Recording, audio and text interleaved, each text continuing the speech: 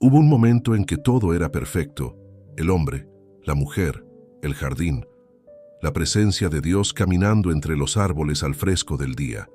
No había miedo, no había vergüenza, no había distancia entre el Creador y lo que había creado.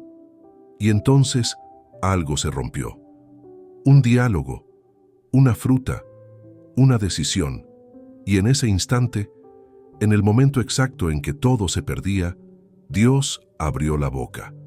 No para condenar solamente, no para decretar el fin, sino para pronunciar las palabras más antiguas de esperanza que el mundo jamás ha escuchado.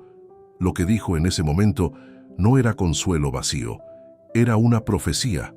Era la primera de más de 365 profecías mesiánicas que el Antiguo Testamento contiene, escritas a lo largo de 1000 años por más de 40 autores distintos, en 3 continentes diferentes. Y todas apuntan hacia el mismo punto en la historia. Estamos en el capítulo 3 del Génesis, versículo 15. Dios se dirige a la serpiente y dice: «Pondré enemistad entre ti y la mujer, y entre tu simiente y la simiente suya. Esta te herirá en la cabeza, y tú le herirás en el calcañar». Ese versículo tiene un nombre entre los teólogos. Lo llaman el protoevangelium, el primer evangelio, porque antes de que hubiera un altar, antes de que hubiera un profeta, antes de que hubiera un pueblo llamado Israel, Dios ya había trazado el plan completo de la redención en una sola frase. Vamos a leerlo despacio, con atención académica, porque los detalles importan. El texto hebraico original usa la palabra sera para simiente o descendencia. Es un término gramaticalmente colectivo que puede referirse a un grupo o a una persona específica. La mayoría de los comentaristas judíos medievales, encabezados por Rashi en el siglo XI, interpretaron ambas simientes como colectivas. Israel por un lado, las naciones enemigas por el otro. Pero existe un problema con esa lectura, y es honesto reconocerlo. La Septuaginta, la traducción griega del Antiguo Testamento realizada en el siglo III a.C., siglos antes del debate cristiano-judío, usa el pronombre griego autos en masculino singular cuando habla de la simiente que herirá a la serpiente en la cabeza. No un pueblo, una persona, un individuo específico, y la propia tradición judaica antigua lo reconoce de manera que pocos esperarían escuchar.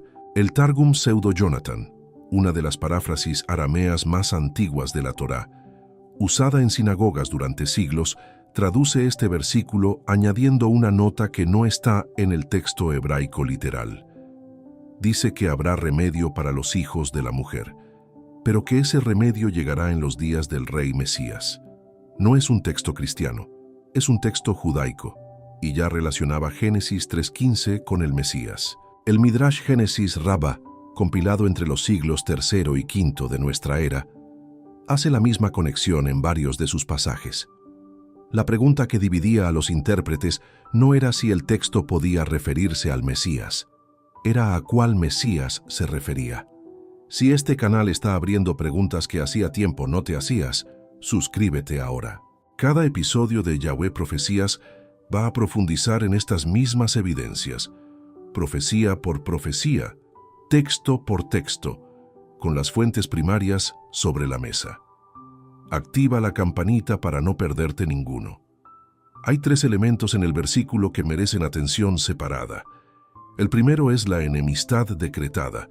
Dios no dice que surgirá enemistad, dice que Él mismo la pondrá.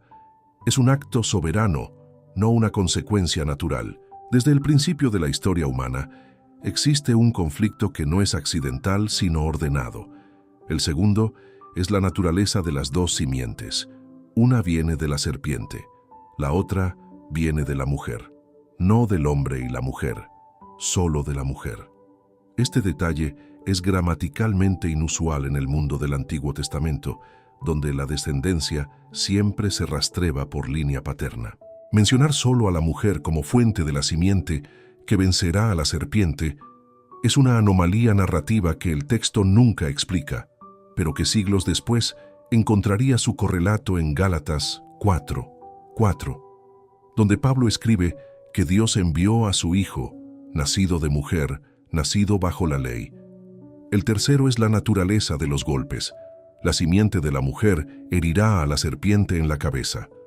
Un golpe mortal, definitivo, que aplasta. La serpiente herirá a la simiente de la mujer en el talón. Un golpe doloroso, real, pero no fatal. En el hebraico original, el verbo usado en ambos casos es el mismo, shupach. Lo que cambia es el objeto, una herida en la cabeza, una herida en el talón, dos golpes asimétricos que no terminan igual. La interpretación cristiana propone que ese golpe en la cabeza ocurrió en un momento preciso de la historia, en un lugar preciso, de una manera que nadie esperaba. La carta a los Hebreos, en el capítulo 2, versículo 14, lo expresa así: para destruir por medio de la muerte al que tenía el imperio de la muerte, esto es, al diablo. El instrumento de la derrota fue la propia muerte. El talón fue herido, y 3 días después el talón caminó de nuevo. Pero Génesis 3:15 no es solo el comienzo de una historia, es el comienzo de un archivo.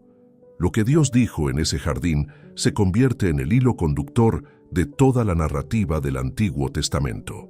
Cada profecía mesiánica que vendrá después es un nuevo capítulo del mismo decreto.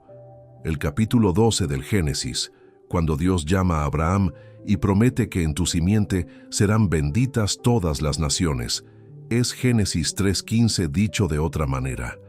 El capítulo 49, cuando Jacob bendice a sus hijos y dice que el cetro no se apartará de Judá hasta que venga Shiloh, es Génesis 3:15 con una coordenada genealógica añadida. El Salmo 22, donde David escribe «Horadaron mis manos y mis pies», es Génesis 3:15 con detalles que la civilización de David todavía no tenía palabras para describir.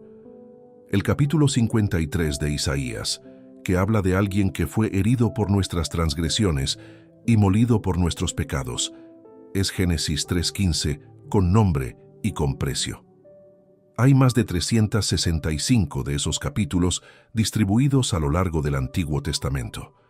Cada uno añade un detalle, cada uno estrecha el círculo, cada uno hace más difícil argumentar que todo es coincidencia. El matemático Peter Stoner calculó en 1963 la probabilidad estadística de que 8 de esas profecías se cumplieran en una sola persona por casualidad. El resultado fue una posibilidad en 10 elevado a la 17ª potencia. Un número tan grande que para ilustrarlo propuso cubrir el estado de Texas con monedas de plata hasta una profundidad de 60 centímetros, marcar una sola moneda, revolver todo el estado y pedirle a alguien con los ojos vendados que la encuentre al primer intento. Pero no son 8 profecías, son más de 365. En este canal vamos a abrirlas una por una, con honestidad académica, con las fuentes primarias sobre la mesa, desde el texto masorético hasta el Talmud, desde la Septuaginta hasta los manuscritos de Qumrán, desde los comentaristas judíos medievales hasta los eruditos del Nuevo Testamento. Y con las preguntas difíciles presentes, porque la fe que no puede ser interrogada tampoco puede ser profunda. Si llegaste hasta el final de este episodio, significa que estás buscando algo, y hay un lugar donde esa búsqueda tiene respuesta. Suscríbete a Yahweh Profecias. Comparte este video con alguien que esté haciendo las mismas preguntas que tú. El próximo episodio va a entrar al Génesis 12 y 22, la promesa a Abraham y el sacrificio en el monte Moriah, el día en que Dios pidió lo que nadie esperaba que pidiera y que prefiguraba algo que ocurriría 2000 años después en ese mismo monte. Las evidencias existen, los textos existen y llevan a algún lugar. Yahweh habló. El registro está abierto.